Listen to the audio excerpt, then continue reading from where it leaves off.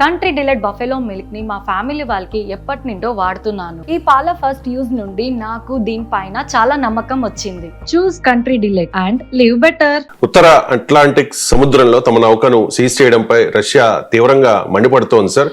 America అది సామ్రాజ్యవాద ధోరణి, ఆ నయా సామ్రాజ్యవాద ధోరణిని తీవ్రంగా వ్యతిరేకిస్తూ ఉన్నాము అంటూ రష్యా భగ్గుమంటోన్న పరిస్థితి. మరోవైపు వెనిజులా మీద దాడి చేయడం, అధ్యక్షుడు మదురోను ఎత్తుకు తీసుకురావడం, ఈ పరిణామాల మీద చైనా కూడా చాలా అగ్రెసివ్ గా అమెరికా మీద ఫైర్ అవుతూ ఉన్న పరిస్థితి అయితే కనిపిస్తోంది సార్. ఈ పరిణామాలన్నీ చూస్తూ ఉంటే కనుక అమెరికా వర్సెస్ రష్యా, చైనా అన్నట్లుగా ఉద్రిక్తతలు పెరుగుతూ ఉన్నాయి.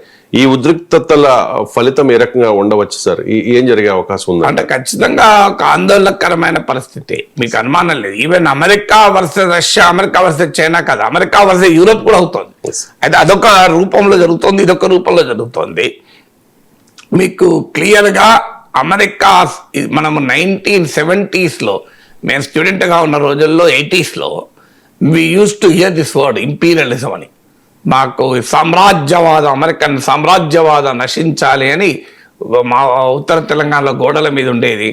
ఉస్మాన్ సిటీలో పోస్టర్ల పైన ఉండేది అమెరికన్ సామ్రాజ్యవాదం నశించాలని.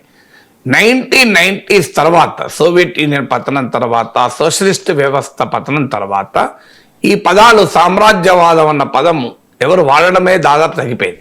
కమ్యూనిస్ట్ పార్టీల లిటరేచర్లో మినహా ఎక్కడా సామ్రాజ్యవాదం అనే పదం కనబడలేదు. ఈవెన్ కమ్యూనిస్టు పార్టీల నాయకుల ప్రసంగాల్లో కూడా తగ్గిపోయింది. నేను ఇంతవరకు ఇప్పుడు టీవీలో మాట్లాడి 20 ఏళ్ళు లేదు, యూట్యూబ్లో 9 years అయిపోయింది, 8-9 years అయిపోయింది. మీరు నా యూట్యూబ్ ఛానల్లో హెడ్లైన్ తీయండి, ఇంపీరియలిజం అని ఒకటి దొరుకుతుంది. అది కూడా ఈ మధ్య పెట్టండి, పెట్రో సామ్రాజ్యవాదం అని. ఈ 8 ఏళ్లలో సామ్రాజ్యవాదం అన్న పదాన్ని నేను ఎక్కడ వాడలేదు. అది అక్కడి నుంచి వాళ్ళ మళ్ళీ రష్యా కమ్యూనిస్ట్ కంట్రీ కాదు. చాలా మందికి రష్యా పాతకాలంలో కమ్యూనిస్ట్ కంట్రీ కానీ ఇప్పటి కమ్యూనిస్ట్ కంట్రీ అనుకుంటారు. రష్యన్ కమ్యూనిస్ట్ పార్టీ కూడా పుటిన్కు వ్యతిరేకంగా పోరాడుతోంది. రష్యన్ కమ్యూనిస్ట్ పార్టీ ఇక్కడ అపోజిషన్. పుటిన్ దాడికి, పుటిన్ ఆ దమన నీతికి రష్యన్ కమ్యూనిస్ట్ పార్టీ కూడా బలవుతోంది. పుటిన్కి ఏమి మిత్రపక్షం కాదు. సో అందువల్ల మీకు Putin is not a communist, చాలా మంది తెలియదు. అది పుటిన్ కమ్యూనిస్ట్ వ్యతిరేకి. సో మీకు పుటిన్ ఇవాళ సామ్రాజ్యవాదం అన్న పదం వాడుతున్నాడు. సో నయా సామ్రాజ్యవాదం, నియో ఇంపీరియలిజం అంటున్నాడు. ఎందుకంటే ఇది పుటిన్ కాదు.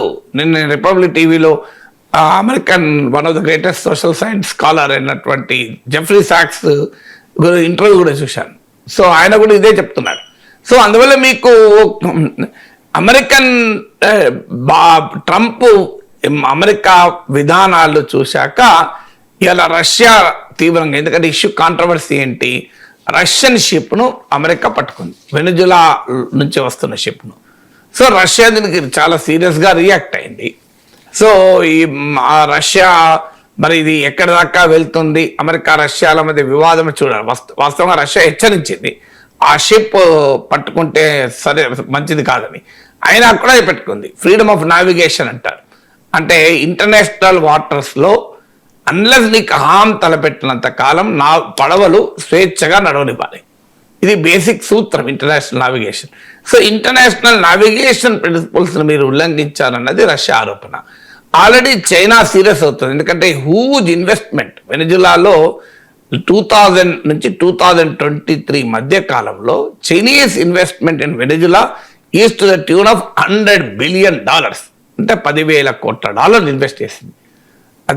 వెనిజులా ఆయిల్లో 70-60-80% చైనా కొంటుంది. దాంతో ఇప్పుడు చైనీస్ కంపెనీస్ కేవలం ఆయిల్లోనే కాదు, ఇన్ఫ్రాస్ట్రక్చర్లో, రైల్వేస్లో, పవర్ ప్లాంట్లో, ఆయిల్ ఇండస్ట్రీలో ఇలా పెద్ద ఎత్తున చైనాలో ఇన్వెస్ట్ చేసింది. వెనిజులాలో చైనా ఇన్వెస్ట్ చేసింది. ఇప్పుడు America we will run the country అంటున్నారు. So American companies will take over Venezuela oil industry అని ట్రంప్ బహిరంగంగా చెప్తున్నాడు. ఇప్పుడు కాస్త సంధి కాలం ఉంది. స్టిల్ వెనిజులా ఈ ruled by Venezuelan vice president. So Delcy Rodriguez పాలనలో ఉంది. ఈ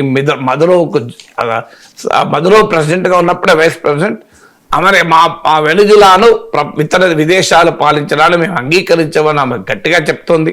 మాకున్న ఏకైక ప్రెసిడెంట్ నికోలస్ మదురో మాత్రమే ప్రకటించింది. నికోలస్ మదురో కూడా అమెరికన్ కోర్టులో I'm still the president of Venezuela అన్నాడు. సో ఇంకా nobody knows what will happen. ఈ ట్రాన్సిషన్ అవుతుందా లేదా, మళ్ళీ వెనుజులాలో కొత్త ప్రెసిడెంట్ ట్రంప్కి వింటాడా, వినకపోతే ట్రంప్ మళ్ళీ మరోసారి అటాక్ చేస్తాడా, ఇవన్నీ కూడా క్వశ్చన్స్. ఇప్పటికైతే ఆన్సర్స్ లేవు. కానీ చైనా ఈజ్ డెఫినెట్లీ వరీడ్, ఎందుకంటే చైనా ఇన్వెస్ట్మెంట్ ఉంది. ఈవెన్ మన ఇండియా కూడా వరీడ్. మన ఓఎన్జీసీ విదేశ్ లిమిటెడ్ వెనుజులాకు చెందిన పబ్లిక్ సెక్టార్ కంపెనీతో అక్కడ ఆయిల్ ఇండస్ట్రీ ఇన్వెస్ట్ చేసింది. $1 బిలియన్ మన డబ్బులు ఆగిపోయినాయి. అంటే అందులో వాటా, ఆ వెనుజులా చమురు పరిశ్రమలో మన వాటా రావడం లేదు, ఎందుకంటే అమెరికన్ శాంక్షన్స్ వల్ల. మనం కూడా $500 మిలియన్ to $1 బిలియన్ ఓఎన్జీసీకి రావాలి. ఓఎన్జీసీకి అంతకుముందు మన అమెరికా శాంక్షన్స్ నుంచి వేవర్ కూడా అడిగాం, మా డబ్బులు మేము తీసుకోవడానికి, కానీ అమెరికా అంగీకరించలే. సో మనకే $1 బిలియన్ ఉంటే చైనాకు $100 బిలియన్ ఉంది అలా ఇంట్రెస్ట్. సో అందువల్ల ఖచ్చితంగా చైనా, రష్యాలు మరింతగా గట్టి స్టాండ్ తీసుకుంటున్నాయి. వాస్తవంగా వెనుజులాలో పరిణామాలు నికోలస్ మదురో కిడ్నాప్ తర్వాత కేవలం ఖండించాయి. చైనా, రష్యా నాట్ యాక్టింగ్ అనే వార్తలు వచ్చాయి. కానీ ఇప్పుడు చైనా, రష్యా కాస్త బలంగా రియాక్ట్ కావడం మొదలయ్యాయి. మరి చైనా, రష్యా అమెరికాను ఛాలెంజ్ చేస్తే ఏ రకమైన పరిణామాలు వస్తాయి అనేది చూడాలి.